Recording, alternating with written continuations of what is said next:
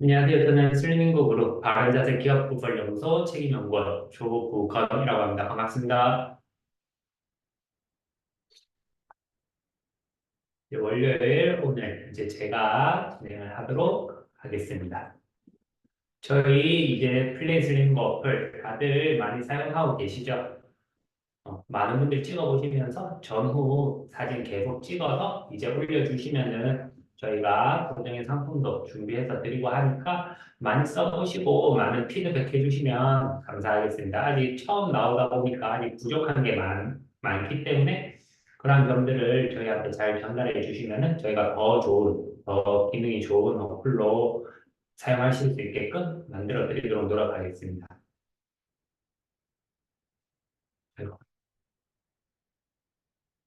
자, 그리고 5월 바코디.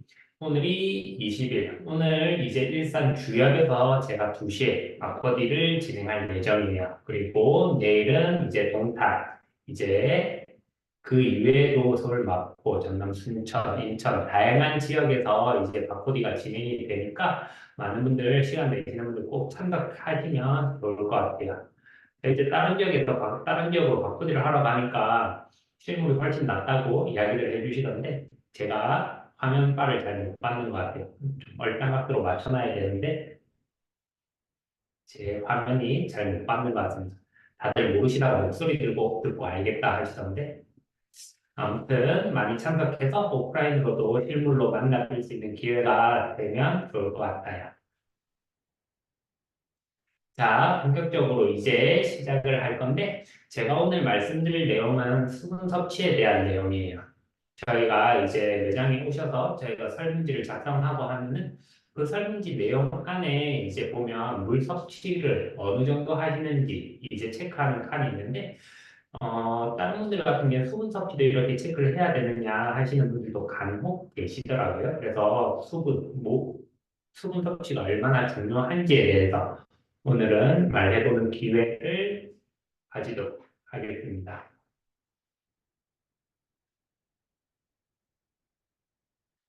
우리 몸의 거의 70% 정도는 물로 이루어져 있어요. 이건 이제 많은 분들이 다들 알고 계실 텐데, 아이들 같은 경우에는 이제 몸의 70% 정도가 수분이라고 이야기를 하고, 성인 같은 경우에는 이제 60% 정도가 수분이라고 이야기를 해요.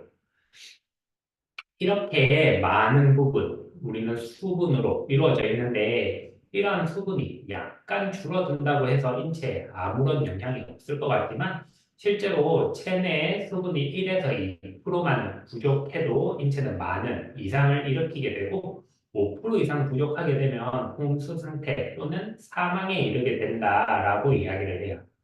이처럼 만성적으로 신체의 수분 비중이 1에서 2% 정도 부족한 상태, 이렇게 부족한 상태가 유지되는 것을 만성 탈수라고 이야기를 해요. 이러한 만성 탈수가 되게 되면 변비, 비만, 피로, 노화 등의 여러 원인이 되기도 하거든요. 여기에 대해서 자세히 한번 알아보도록 하겠습니다. 이제 세계보건기구 WHO에서는 체내 수분 유지를 위해 1.5에서 2리터의 물 섭취를 권장을 하고 있거든요. 여러분들 같은 경우에는 이제 수분, 물 얼마나 드시는 것 같으세요?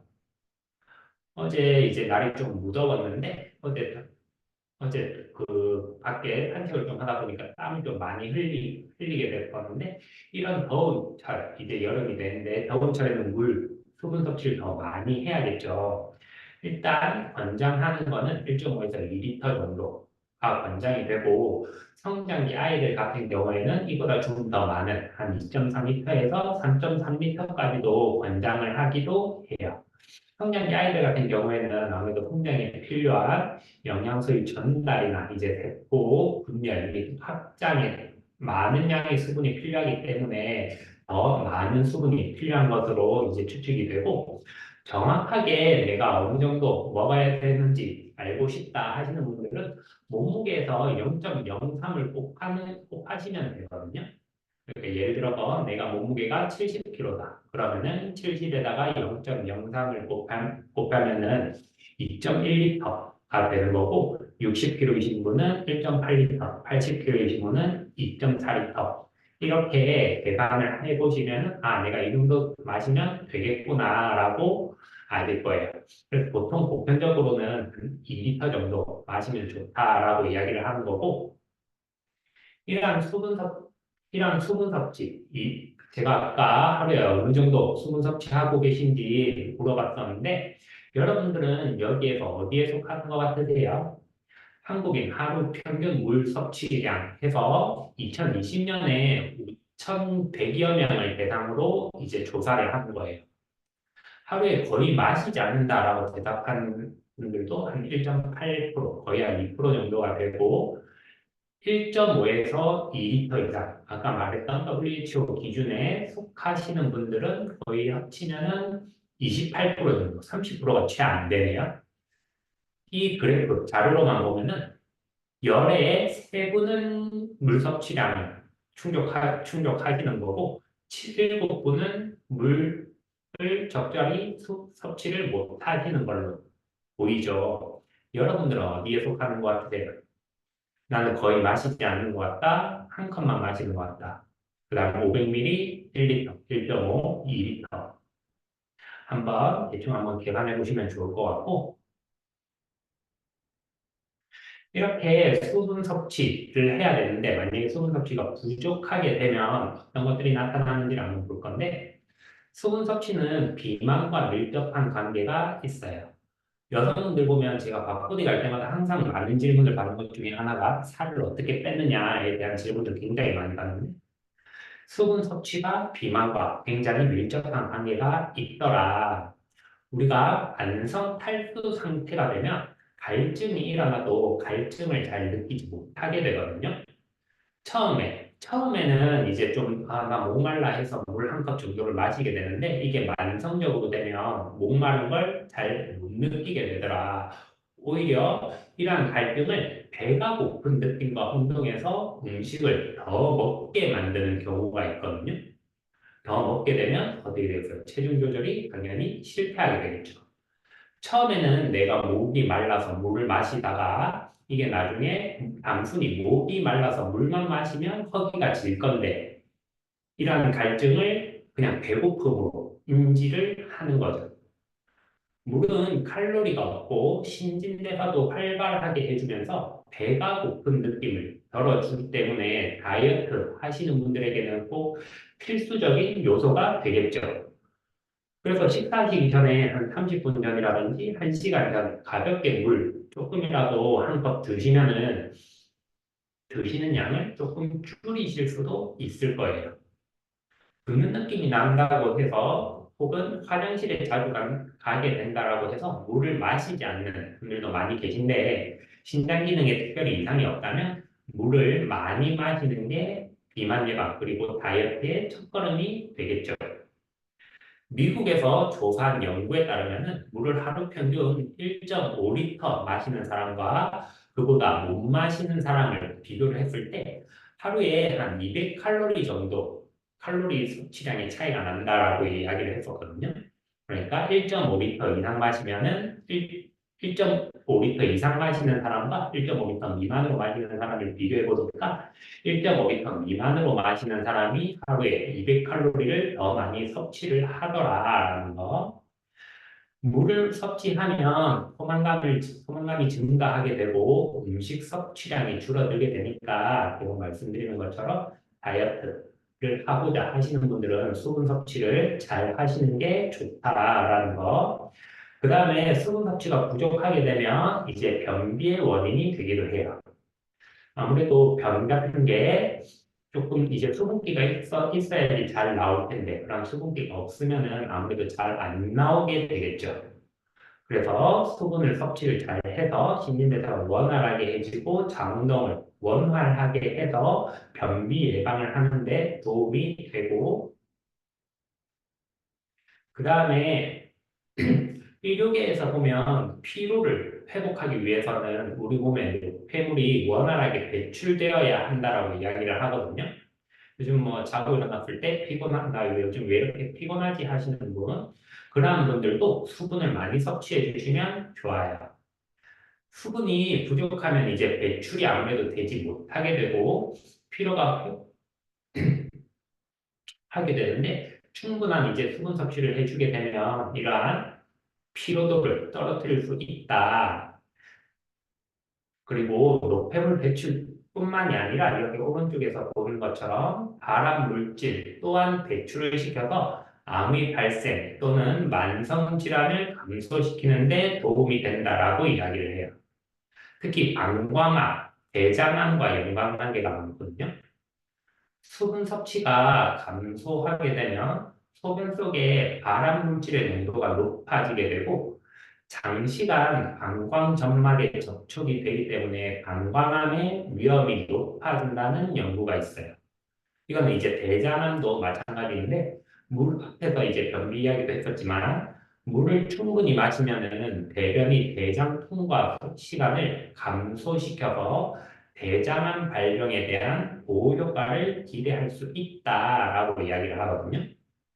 프랑스에서 중년 남녀 3,600여 명을 대상으로 조사한 결과 하루에 500ml 미만으로 물을 마시는 그룹과 비교해서 물을 이제 500ml에서 1000ml, 그 다음에 1000ml 이상, 그러니까 1리터 이상 마시는 그룹과 이제 비교를 한 게 있는데 500ml 미만으로 마시는 그룹과 비교해서 500ml에서 1리터 미만 마시는 그룹은 고혈당 발병 위험이 68% 정도 감소했다라고 이야기를 해요. 그리고 1리터 이상 섭취한 그룹과 비교를 하면은 70%, 거의 한 80% 가까이 감소했다라고 이야기를 하거든요.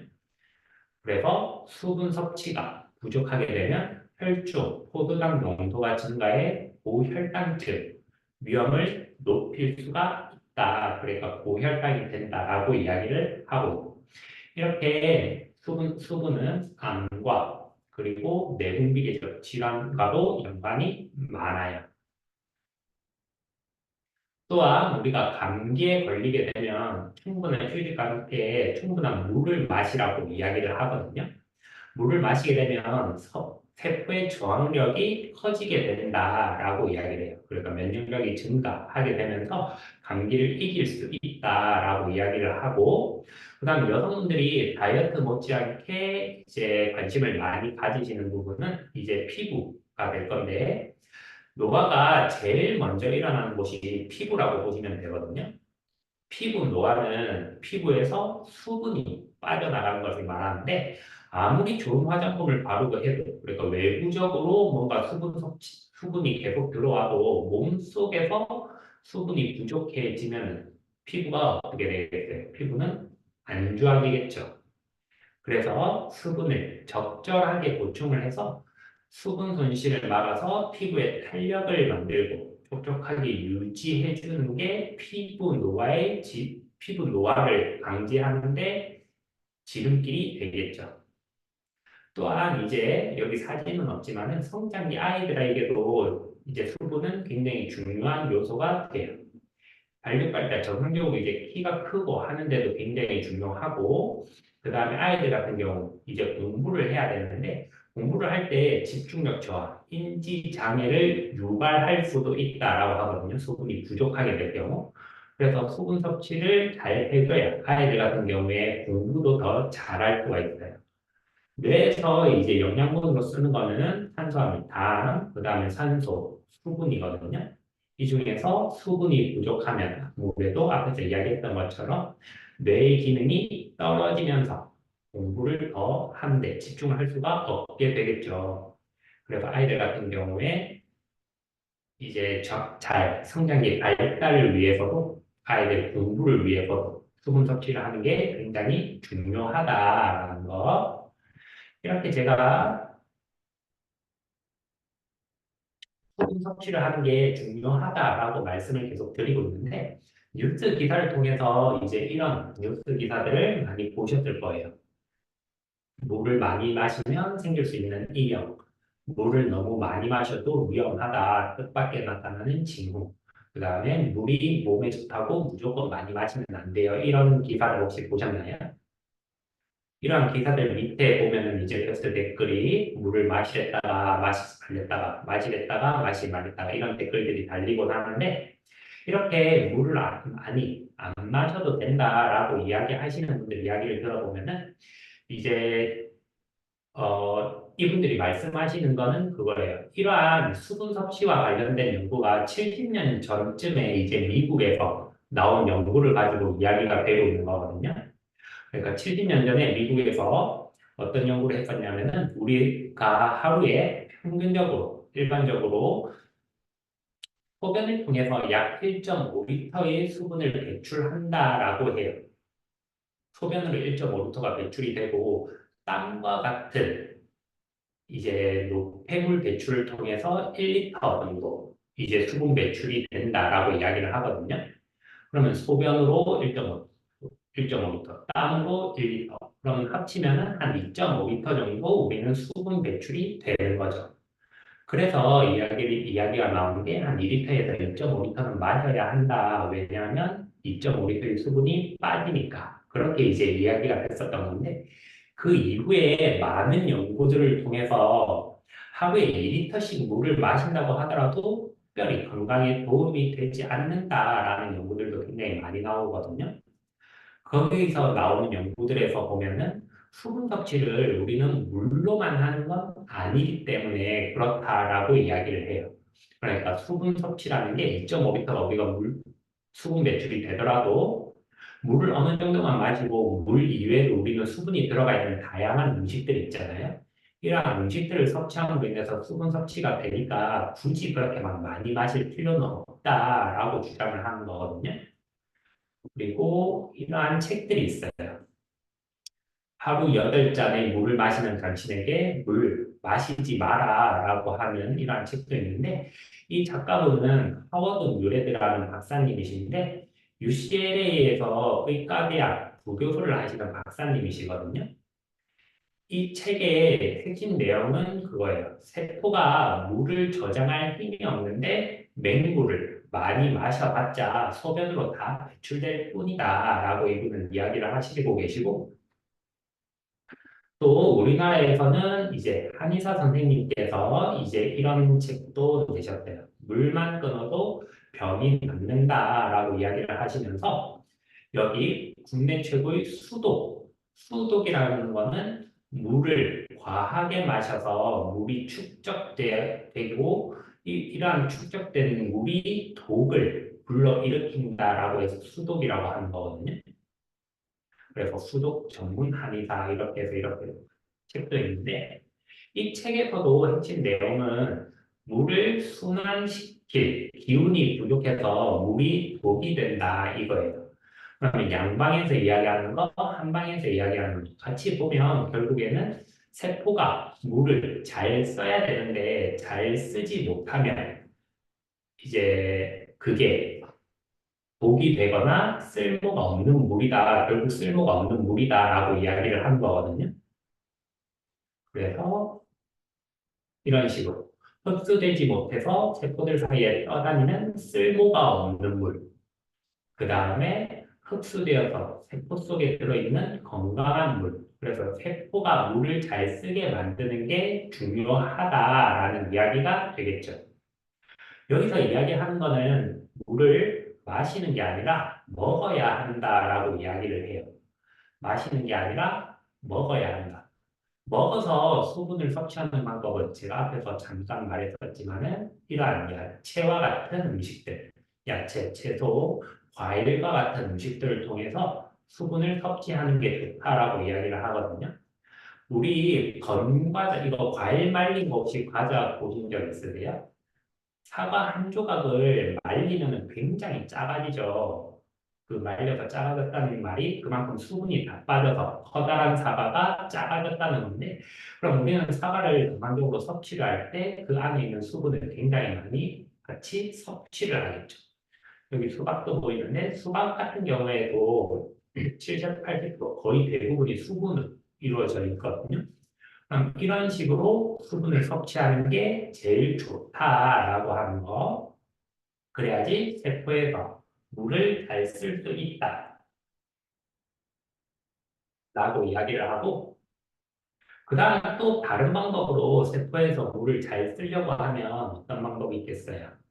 지금 조금 제가 끝나고 나면 또 스쿼트를 하실 건데, 이렇게 스쿼트와 같은 운동을 하게 되면 근육에서 수분을 잘 쓰게 되겠죠. 그리고 우리가 바른 자세를 유지하기 위해서 이렇게 자세를 바로 하게 되면 우리는 한 중력근 근육을 계속 쓰게 되면서 마찬가지 세포들에서 수분을 잘 사용하게 되겠죠. 그래서 이렇게 앞에서 제가 말했던 식습관도 이러한 건강식으로 조금 드시는 걸 권장드리고 적절한 운동과 바른 자세를 또 권장해드리고 제가 앞에서 말했던 내용을 토대로 보건복지부에서 산하에 보면 한국영양학회라는 곳이 있어요. 이곳에서 이제 한국인의 물 섭취량에 대한 가이드라인을 어느 정도 만들어 놨거든요. WHO에서 말한 거는 1.5에서 2리터 정도라고 이야기를 했는데 한국인들 보면 어때요? 우리가 야채 섭취량이 생각보다 꽤 많죠. 그리고 과일도 꽤 많이 먹는 편이에요. 우리나라는. 그리고 국 같은 경우도 많이 먹죠. 그렇다 보니까 여기 한국영양학회에서는 물 충분 섭취량을 이 정도만 먹어도 충분하다라고 이야기를 하거든요. 여기서 보면 여기 왼쪽에는 남성, 여기 오른쪽에는 여성인데 남성 기준으로 봐도 1리터가 넘지 않죠. 거의 한 1리터 정도만 먹어도 충분하다라고 그래서 이야기를 하고 있어요. 그런데 여기 조사에서 보니까 이렇게 하더라도 우리는 물 충분 섭취자의 비율이 2015년에는 42.7%, 그 다음에 44%로 좀 올랐다가 18년도 기준으로는 39.6%, 거의 40%에서 왔다 갔다 하고 있죠. 앞에서 봤던 것처럼 1리터를 기준으로 하더라도 우리는 1리터를 마시는 사람이 열에 4명밖에 안 되더라 하는 거. 또 다른 이제 연구에서 보면 2020년 한국인 수분 섭취 기준 설정과 앞으로의 과제라는 연구에서 여기 보면은 수분 섭취는 음식 중의 수분, 그러니까 음식 수분과 물, 음료를 포함하는 액체 수분이 섭취로 이루어지며 수분의 소실은 소변, 대변, 피부 증발, 폐 증발을 통해 이루어진다라고 이야기를 하면서 우리나라 국민의 평균 수분 섭취량은 2리터 정도, 중앙값은 이제 1.8리터, 이건 이제 WHO 기준으로 이제 한 것 같은데, 국민 중 약 62%가 수분 섭취 기준을 충족하지 못하는 것으로 나타났다. 그러면서 그런 가운데 2020년 국민건강통계에 따르면 일일 평균 음료 섭취량은 2010년 116.7g 하루에 에서 가파르게 증가하여 2016년에는 211.8g, 그 다음에 2020년에는 229.5g으로 보고되었다라고 이야기를 해요. 그러니까 여기 위에서 나오는 한국인의 평균 수분 섭취량 같은 경우에는 물, 그 다음에 음료를 포함한 모든 액체를 포함한 이제 섭취량을 조사한 것으로 이제 파악이 되거든요. 그러한 가운데 우리나라는 수분 섭취, 약 62%는 수분 섭취를 충족하지 못하고 그 가운데 음료의 섭취량은 늘어난다. 이게 중요한 거죠.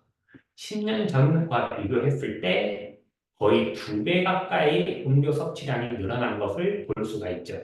2010년에 116.7g이었는데 2020년에 229.5g, 거의 두 배 정도 증가를 하게 되는데 요즘 보면 커피숍들, 뭐 커피숍이 아니더라도 음료를 마실 수 있는 곳이 굉장히 많죠. 제가 어렸을 때보다 굉장히 더 많이 늘어난 것 같은데 그 곳에서 보면 다 많은 분들이 계세요. 그러니까 다 음료를 섭취를 하고 계신 거죠. 2016년 뉴트리언트라는 영양제에 게재된 논문에 따르면 한국 성인은 82%가 음료를 마시고 있고 음료수를 통해 하루 필요 에너지의 10% 정도를 섭취하고 있다라고 이야기를 해요. 그리고 식품의약품안전평가원에 따르면은 음료류가 가공식품 당류 섭취 비율이 32.7%를 차지한다라고 이야기를 하거든요. 1세에서 5세는 과일, 채소 음료를, 그 다음에 6세에서 49세는 탄산 음료를, 50세 이상은 커피를 통해 당류를 많이 섭취하더라라는 조사가 나왔고, 특히 유아나 청소년, 성인 같은 경우에 당류 섭취 권고 기준을 초과했다라고 이야기를 해요. 아까도 계속 제가 말씀드리지만은 음료의 섭취량이 늘어나는 거. 이렇게 음료의 섭취량이 늘어나면 좋겠어요? 안 좋겠어요? 아무래도 음료수를 통해서 수분 보충을 하다 보면 당분이 과다 섭취가 될 위험이 높아지겠죠. 에너지 과잉 등의 문제가 나타나기도 하고, 그리고 커피와 술과 같은 음료 같은 경우에는 이뇨작용이 있어서 오히려 체내 수분량을 감소시키게 되거든요. 그래서 이러한 음료류의 섭취가 늘어나게 되면 기존에 내가 마시던 수분보다 더 많이 마셔야 한다라는 게 되겠죠. 그래서 이러한 물 충분 섭취량을 이야기를 할 때 순수한 물로 보충을 해야지 탄산음료, 주스, 커피 등은 여기에 해당되지 않는 거예요. 그래서 앞에 내용과 같이 해서 종합을적으로 이야기를 해보면 우리 기본적으로 식습관이 좀 나는 괜찮다 하시는 분들 나는 채소, 야채, 그 다음에 과일 섭취를 많이 한다. 그리고 음료 같은 경우에 뭐 나는 마시지 않거나 적절하게 뭐 하루에 한두 잔 정도 마신다 하시는 분들 같은 경우에는 1리터에서 요즘에 좀 날이 더워서 땀을 좀 많이 흘리니까 1리터에서 한 1.5리터 정도 권장을 드리고 만약에 나는 식습관이 좀 좋지 못하다, 나는 채소, 야채를 좀 잘 먹지 않는다, 가공식품을 좋아한다 하시는 분들 같은 경우에는 한 2리터 가까이도 마실 필요가 있겠죠. 그래서 내 평균 식습관과 잘 비교를 해서 내 수분량을 잘 조절을 한번 해보시고 만약에 그것도 귀찮다 하시는 분들 같은 경우에는 제일 간단하게 보는 방법은 이제 소변색을 통해서 수분 상태를 평가하는 방법이거든요. 아무래도 우리는 먹는 음식에 따라서 이제 소변 색깔이 좀 달라지기도 하잖아요. 뭐 비타민 맛 먹고 소변 누우면은 뭐 소변색이 노랗게 나오기도 하는데 그러한 경우들 제외하고 일반적으로 이제 소변을 봤을 때 색이 진할수록 이제 우리는 그 수분이 부족하다라고 이야기를 하는 거거든요. 여기서도 보면 1부터 8까지 있는데 제일 좋은 거는 이제 무색, 그러니까 1번과 같은 무색에서 약간의 노란기를 띠는 1번과 2번, 3번까지 이런 색을 띠는 게 제일 좋아요. 이 정도일 때 우리는 수분 상태가 좋다라고 하는 거거든요. 그래서 내 소변 상태까지 한번 확인해 보시면서 아, 난 수분을 적절히 섭취하고 있구나 혹은 난 수분 섭취를 더 해야겠구나 라고 판단하시면 또 좋을 것 같아요. 음. 오늘 이제 제 내용은 이제 상담지를 보고 상담지 안에 있는 내용 중에서 어떤 것을 좀 말씀해 드리면 좋겠다 해서 이제 요즘 날씨가 덥고 해서 수분 섭취도 많아질 날씨가 되니까 이러한 수분 섭취에 관련된 내용으로 준비를 한번 해봤어요. 제가 준비한 내용은 여기까지 하는 걸로 하고 대표님께 마이크를 넘기도록 하겠습니다. 수고하셨습니다.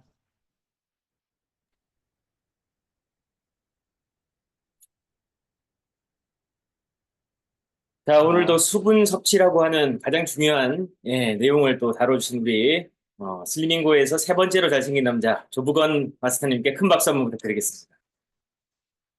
순위에 뭔가 객관성은 없지만 우리가 우리끼리 이렇게 정해서 재밌게 하고 있습니다. 네, 오늘도 유익하게 실제 여러분들 삶에서 물을 좀 잘 드시는 하루가 됐으면 좋겠습니다. 채팅으로 또 소감을 남겨주시면 좋을 것 같고요. 이제 우리가 스쿼트를 또 같이 하도록 하겠습니다. 자, 스쿼트 하실 수 있는 분들 자세를 잡아주시고요. 미리 허리, 발목 좀 돌려주십시오. 예, 예, 조보건 마스터님 잘생겼다. 예, 감사합니다. 좋습니다. 우리 마스터님들이 다들 인물이 펀치랍니다. 네, 너무나 자랑스럽습니다. 자, 허리, 무릎 간단하게 좀 돌려주시고요. 오늘 할 것은 33 스쿼트입니다. 그래서 삼삼 스쿼트를 18개까지 지난주에 했었는데, 오늘은 19개 도전하도록 하겠습니다. 자, 세 번씩 해서 6번을 하면 18개가 되고요. 마지막 한 개를 더 하는 걸로 해서 진행을 하도록 하겠습니다. 예, 맞습니다. 실물로 보셔야 돼요. 그래서 바코드 꼭 오시길 바랍니다, 여러분. 자, 삼삼 스쿼트 준비해 주시고요. 첫 번째 3개 먼저 가겠습니다. 자, 하나 하면 3번 내려가고, 제가 올라오라고 하면 또 3번에 올라오는 겁니다. 자, 준비. 자, 먼저 3개 먼저 할게요. 자, 내려갑니다. 하나, 둘, 셋, 멈추고 올라오세요. 하나, 둘, 셋. 자, 두 번째 내려갑니다. 하나, 둘, 셋, 올라오시고, 하나, 둘, 셋. 자, 세 번째 내려갑니다. 하나, 둘, 셋. 오케이, 올라오고, 하나, 둘, 셋. 6개는 해도 되겠네요. 야, 네 번째 내려갑니다. 하나, 둘, 셋. 오케이, 올라오고, 하나, 둘, 셋. 자, 5번째 내려갑니다. 하나, 둘, 셋. 올라오고, 하나, 둘, 셋. 오케이, 6번째 내려갑니다. 하나, 둘, 셋. 올라오고, 하나, 둘, 셋. 오케이, 10초 휴식 6개 했으니까. 자, 6개씩 3세트하고 한 개 더 할게요. 자, 10초 휴식. 숨 고르기 하시고, 자, 자세 잡고 준비. 다시 6개 갑니다. 자, 내려갑니다. 하나, 둘, 셋. 올라오고, 하나, 둘, 셋. 자, 두 번째 내려갑니다. 하나, 둘, 셋. 멈추고, 올라오고, 하나, 둘, 셋. 세 번째 내려가세요. 하나, 둘, 셋. 멈추고, 올라옵니다. 하나, 둘, 셋. 자, 네 번째 내려가고, 하나, 둘, 셋. 멈추고, 올라오세요. 하나, 둘, 셋. 5번째 내려가고, 하나, 둘, 셋. 자, 멈추고 올라오세요. 하나, 둘, 셋. 자, 6번째 내려갑니다. 하나, 둘, 셋. 멈추고, 3초 멈추고 올라오세요. 하나, 둘, 셋. 오케이, 10초 휴식. 자, 마지막 6개 하고 하나 더 남았습니다. 자, 2세트 했고요. 잠깐 허벅지 털어주시고 숨 고르기 하십시오. 자, 다시 자세 잡고,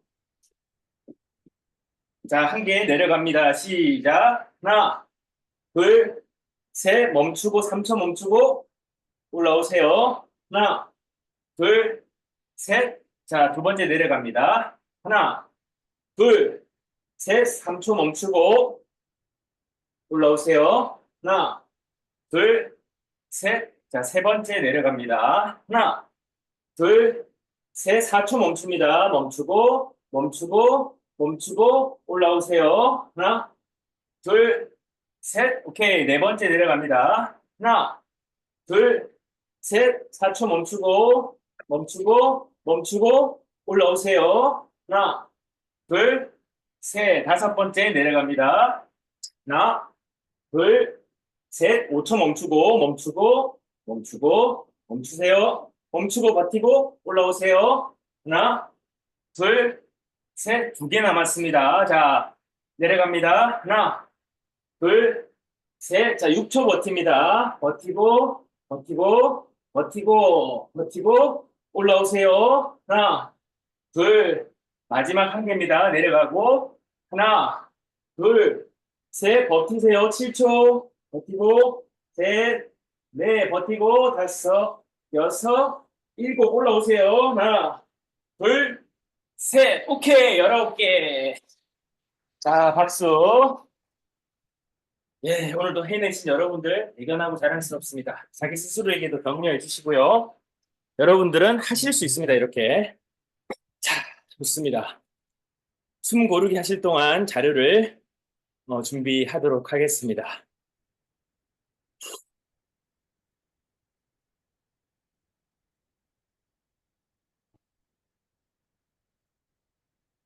자, 숨 고르기 하시고 호흡 조절 하십시오. 네, 좋습니다. 자, 어느새 또 예, 들어오셔가지고 100분의 계정이 지금 참여하고 계십니다. 자, 이제 앞전에 우리 또 광고가 있었고요. 2부를 진행하기 앞서서 5월 슬리밍고 그룹의 비전 창업 설명회가 이제 내일 울산과 모레 대전에서 개최가 될 예정입니다. 이 슬리밍고 그룹의 비전 창업 설명회에 꼭 한번 참석하셔가지고요. 여러분들의 앞으로의 삶을 한번 설계해보는, 또 청사진을 그려보고 내가 할 수 있는 일인지, 또 내가 할 수 없는 일이라면 혹시 또 하실 수 있는 분들이 주변에 계실 수도 있잖아요. 또 그런 분들에게 적극적으로 추천해 줄 수 있는 그런 일인지 한번 오셔서 들어보시기를 바라겠습니다. 자, 이제 3.3 출첵 프로젝트 66일 미쳐라.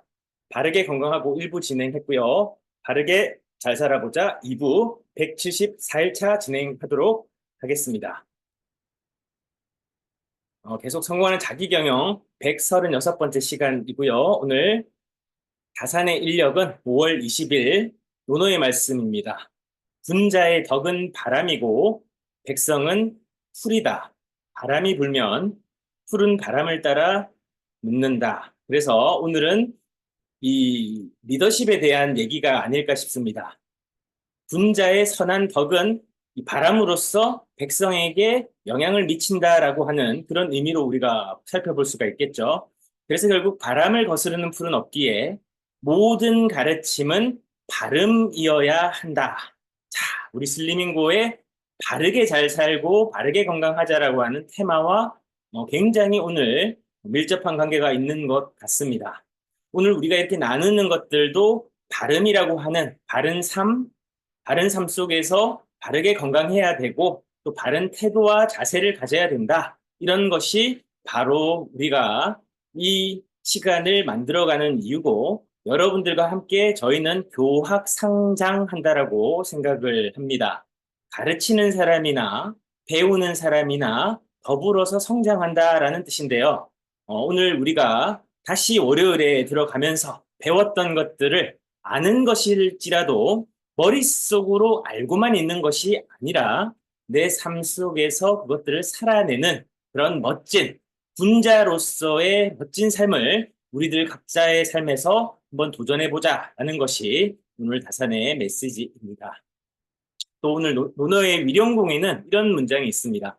공역삼기 사필전리 기기라는 문장이 나오는데요.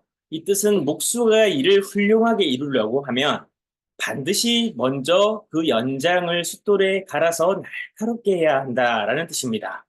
그래서 인을 행하려고 하면 먼저 자기의 덕을 길러야 함을 이르는 말이다. 그래서 우리가 이제 어질고 사랑을 행하고 뭐 이런 것들을 하기 위해서는 우리들 스스로의 덕을 길러야 되고 그런 것들은 내 스스로를 계속 끊임없이 배우고 가다듬고 반복하고 이런 이 단순한 일들 속에서 훌륭한 결과가 나온다라는 것입니다. 그래서 이제 지난 시간에 특강 여러분들 마음에 드셨습니까? 또 특강을 우리가 들었는데요. 실제 여러분들의 삶에서 배웠던 내용들을 실천해 보는 게 중요합니다. 우리가 뭐 아는 것은 다 알죠. 그러나 그렇게 삶을 살아내는 사람은 많지 않습니다. 첫 번째 시간 우리가 이 공간 정리라고 하는 테마를 특강을 통해서 윤선혜 대표님에게 배웠습니다. 어느 정도 여러분들이 상당수 많이 알고 있는 내용일 수도 있고 아주 생경한 이 내용은 별로 없으셨을 거예요. 다만 우리가 질서와 규칙과 시스템이 없었을 뿐이잖아요. 그러면 우리가 그 질서와 규칙과 시스템을 내 삶에서 나에게 맞도록 적용하는 노력이 필요한데 바로 그런 것들이 우리를 훌륭하고 탁월하게 만든다. 평범했던 우리가 비범해지고 날카로워지는 것은 바로 이런 단순한 일들, 아는 것들을 삶에서 꾸준히 행하는 사람들, 그 사람들이 비범한 결과를 만들어낸다라는 겁니다. 우리들이 작은 것을 실천해보자라는 것이 가장 중요한 것이고, 여러분들에게 오늘부터 이미 진행이 되고 있는데요. 하루에 한 개 버리기. 여러분들 한번 실천을 하고 계십니까? 여러분들 삶에 뭐 죽어서 다 가지고 가실 거 아니잖아요. 그러면 가치가 있는 물건은 제가 하는 방법이기도 한데 가치가 있는 물건은 중고 거래를 통해서 누군가에게 이제 가치를 또 제공을 하고 나는 그로 인해서 또 뭔가 재원을 만들기도 할 수 있고요. 돈을 받기에 좀 뭐하다라고 하면 그냥 필요한 사람에게 나누고 선물하는 것도 중요합니다. 또 누군가한테는 필요하지만 나에게 지금 그다지 필요가 없고 돈을 받기에 뭐한 것들은 방금 말씀드렸던 대로 나눔이나 이렇게 뭔가 누군가에게 기부를 한다든지 뭐 이런 것들을 통해서 여러분들이 하루하루 또 쓰지 않는 것들은 버리고 이런 것들을 여러분들이 실천을 하시면 여러분들의 공간이 뭐 그게 3평이든 5평이든 또 10평이든 그게 어떤 평수든 중요치 않습니다. 10평이지만 50평 같이 살 수도 있고요. 50평, 80평, 100평에 사는데도 불구하고 3평짜리밖에 안 되는 공간을 사는 것 같은 그런 이 삶을 살아가는 사람들도 꽤 많습니다. 그래서 실질적으로 물리적인 공간이 중요한 게 아니라 내가 이 물건들과의 상호작용과 그 관계 설정에 대해서 오늘 한번 생각을 해보고 이 물건이 나와의 관계에서 더 이상 가슴이 뛰지 않고 설레지 않고 더 이상 나에게 필요하게 느껴지지 않는다면 좋은 곳으로 흘려보낼 줄도 알아야 된다는 것이죠. 우리가 지금 자본주의 시대의 생존 전략을 다루고 있습니다. 이 자본주의 시대는 말 그대로 자본이 힘인 시대예요.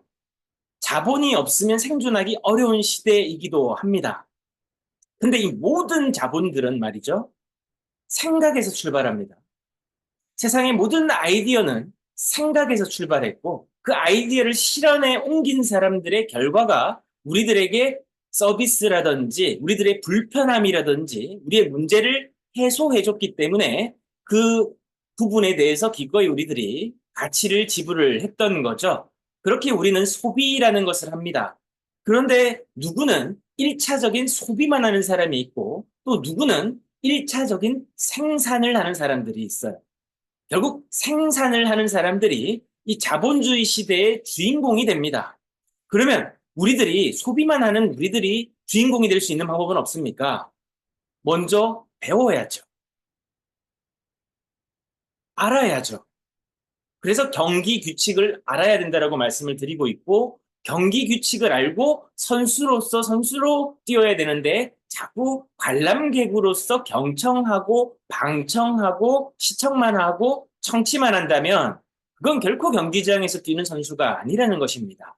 오늘부터 여러분들이 작은 실천을 시행하고 시도하고 행동으로 옮기는 하루가 되셨으면 좋겠습니다. 세계의 통장 여러분 실천하고 계십니까? 5개의 통장을 또 실천을 하고 계시냐요? 5개의 통장 그것도 뭐지? 3개의 통장은 말 그대로 여러분들의 현금 흐름을 원활하게 하기 위해서 여러분들에게 3개의 통장 계정을 만들어서 시스템을 만든 것이고 4개의 통장, 5개의 통장은 이제 투자하는 개념이 되는 거예요. 그래서 여러분들이 방금 말씀드렸지 않습니까? 여러분들은 소비자고 생산자가 아니라면 소비자로서 우리가 이 게임에서 할 수 있는 방법은 투자예요. 투자. 투자.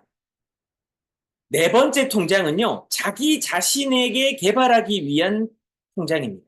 내 자신이 뭔가 성장하고 배우기 위해서 내 자신에게 하는 투자예요. 이건 진짜 물리적으로 은행 통장이 될 수도 있고요.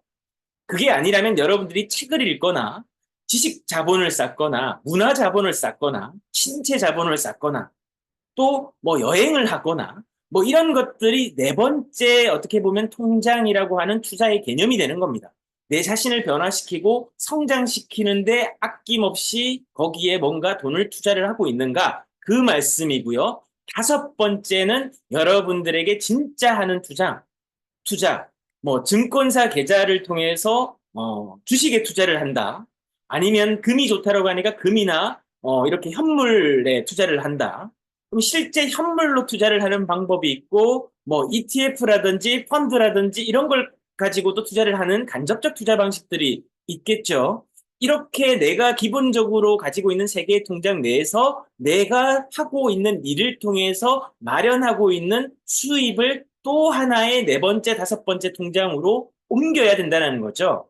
배우지 않고 책을 읽지 않고 뭔가 내가 내 연장을 날카롭게 하는 것들을 하지 않는다면 세 개의 통장은 늘 통장만 남아 있고 거기에 물이 쌓이지 않을 거예요. 내가 일을 합니다. 일을 하는데 하고 있는 일에서 내가 세 개의 통장을 통해서 목표하고 목적하는 이 자본주의 게임에 이 점수가 있을 거 아니겠습니까? 그럼 그 점수를 획득하기 위해서 내가 하고 있는 일을 통해서 세 개의 통장을 운영하고 얼마 정도면 기본적으로 종잣돈이라고 하는 씨앗머니가 만들어질까? 그러면 어떤 사람들이 종잣돈은 500만 원이 최소 다닐 수도 있고, 뭐 1000만 원이 될 수도 있고, 또 뭐 이제 머니 트레이더라고 하는 분은 1억이 기본이라고 하는 분도 있어요. 근데 이건 정답이 아닙니다. 개인에 따라서 다 다른 거예요. 나는 한 번도 1000만 원을 넘겨보지 못했는데 1000만 원을 한번 벌어보겠다. 그러면 그분의 종잣돈 목표는 1000만 원인 거예요. 그럼 1000만 원을 너 왜 모으려고 하는데 목적이 명확해야 되겠죠. 이 1000만 원을 가지고 세개 통장 운영하면서 별도로 1000만 원을 모아서 네 번째 통장인 내가 뭔가 다른 일을 하려고 하는데 이 일을 배우기 위해서 강의를 듣겠습니다. 이게 네 번째 통장에 투자를 하는 방식이에요. 아니면 나는 그동안 여지껏 맨날 기업에 필요한 거 돈만 쓰고 소비만 했습니다.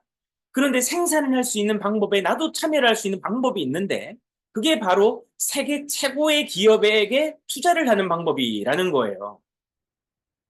이해가 되십니까?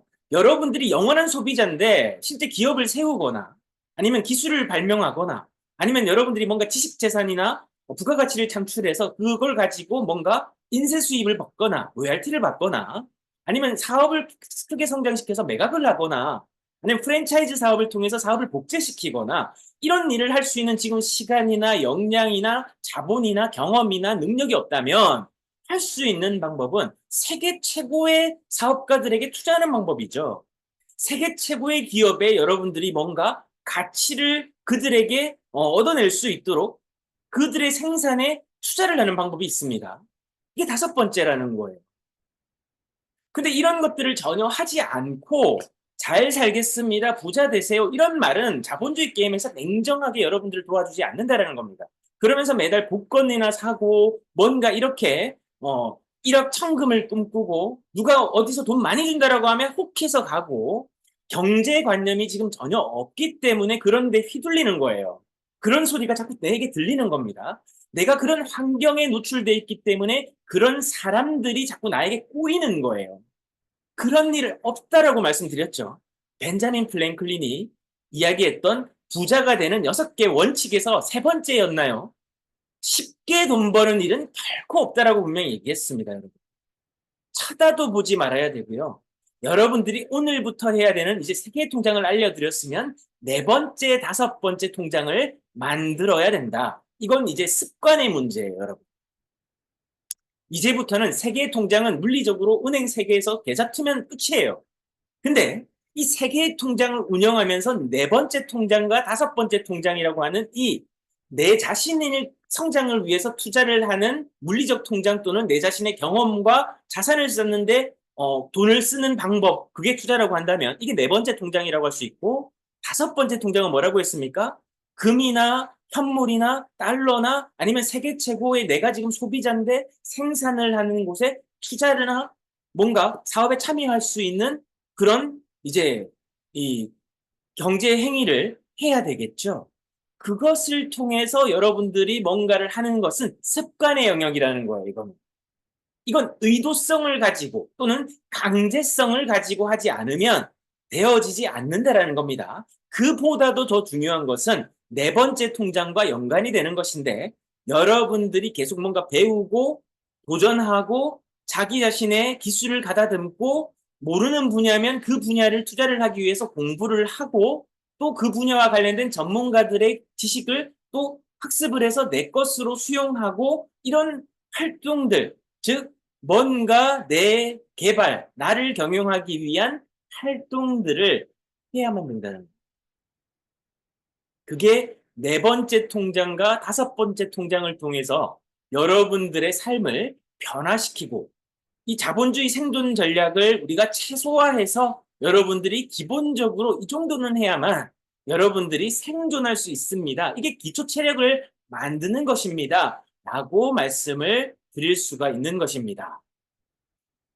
그래서 결국 습관이 곧 내 정체성이에요. 방금 제가 말씀드렸던 아주 기초적인 것들을 지금 여러분들이 전혀 관심이 없거나 뭐 전혀 내가 내일 하고 멀거나 또는 이런 것에 뭐 듣고 싶지 않거나 이렇다면 여러분 죄송하지만 여러분들이 앞으로 5년 뒤, 10년 뒤는 정말 비참한 일이 여러분들의 미래로 현실이 될 겁니다. 이건 여러분들에게 악담을 퍼붓는 게 아니에요. 지금 여러분들이 살고 있는 시대가 얼마나 무서운 시대인지를 알아야만 합니다. 특이점이 오고 있어요. 레이먼 커즈와일이 자신의 저서에서 특이점이 온다라는 데서 이야기를 한 새로운 개념인데 기술과 세상 사는 방식들이 완전히 달라지고 있다라는 겁니다. 이제부터는요, 정말 무서운 시대입니다. 돈이 없으면 너무나 고통스러운 시대가 지금 오고 있어요. 7년 뒤에 암이 완전히 정복된다라고 하죠. 어떤 사람들은 앞으로 3, 40년이 되면 영생을 한다라고 얘기합니다. 지금 마인드 업로딩이라고 해서 뇌에 있는 뇌를 새로운 이 기계와 연결시키는 이런 작업들을 하고 있고요. 여러분들의 기억을 옮기는 작업도 하고 있고요. 돈이 있으면 여러분들이 힘들게 책을 읽지 않아도 대도서관에 있는 브리테니카 백과사전에 있는 그 지식을 USB 꽂듯이 여러분들이 뇌에 꽂아서 여러분들이 그 지식을 습득할 수 있는 시대가 오고 있습니다.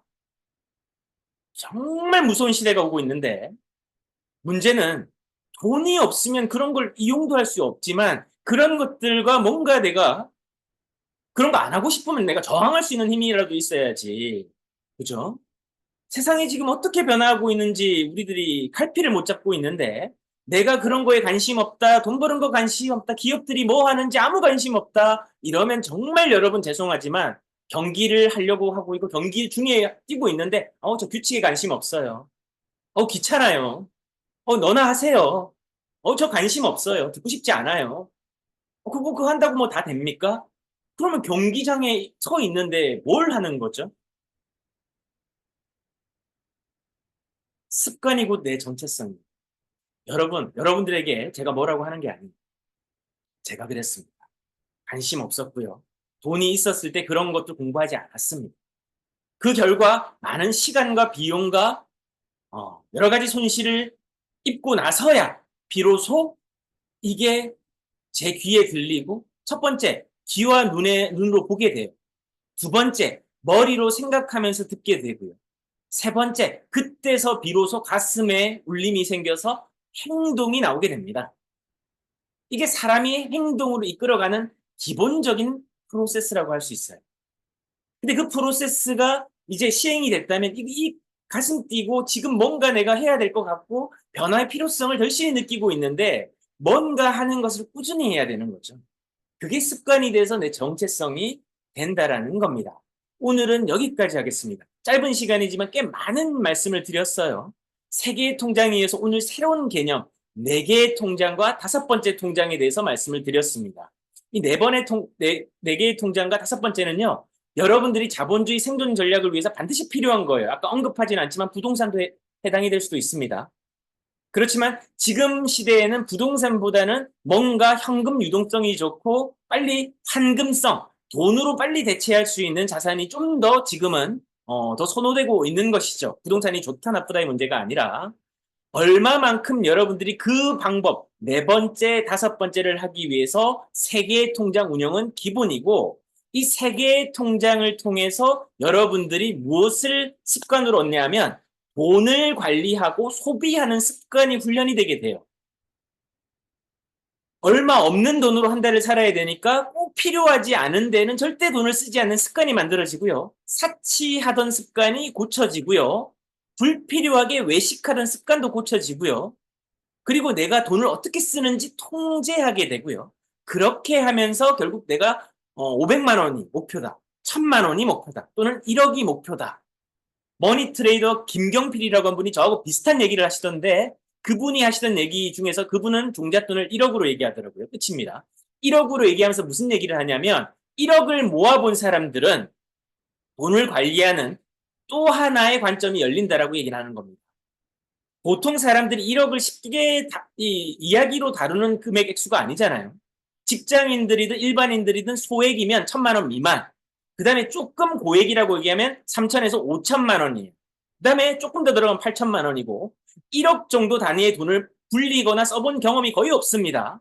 그래서 1억이라는 돈을 모으기까지 꽤 많은 시간과 감내해야 되는 훈련 과정이 있는데 1억을 모아본 사람은 그 훈련 과정 속에서 뭔가 얻어서 성취한 승리의 경험이 있다라는 거예요. 그게 습관이 된 사람이라는 거예요.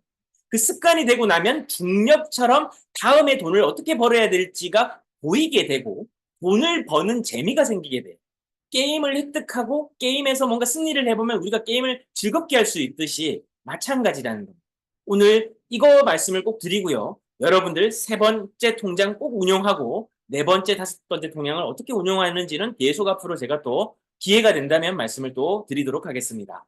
내일 또 뵙도록 하겠습니다. 오늘 월요일입니다. 힘차고 즐겁게 여러분들이 하실 수 있는 거 작은 행동을 오늘부터 시작하고 관심 없었던 거에 관심을 가져보는 하루, 경제에 관심을 가져보는 하루 응원하겠습니다. 감사합니다. 감사합니다. 네, 감사합니다.